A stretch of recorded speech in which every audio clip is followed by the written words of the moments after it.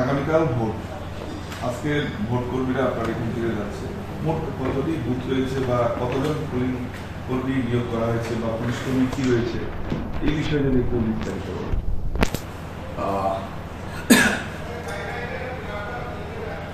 26 চন্দ্রনগর পলিসিতে আমরা আগামীকাল পোল ডে আছে।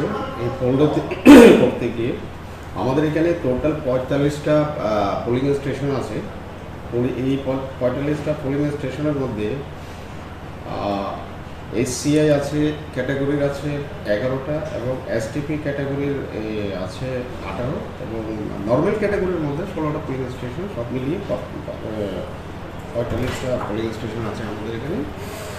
আর পোলিং টিমের করে আমাদের পোলিং টিম আমাদের 45, কিন্তু আমাদের total polling team 45 plus reserve team আছে 5টা, টোটাল ইয়ে মিলিয়ে 50টা টিম আছে 5 জন করে।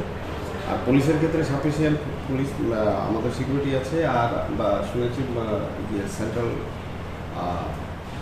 কী বলে সিএপিএফেরও টহলদারি থাকবে, আমরা ওটা করেছি। এবং এখানে গতকালকে এসি গেছে আসাম থেকে, যারা পুরোটা সেক্টর ওয়াইজ তাদেরকে ডিউটি দেওয়া হবে।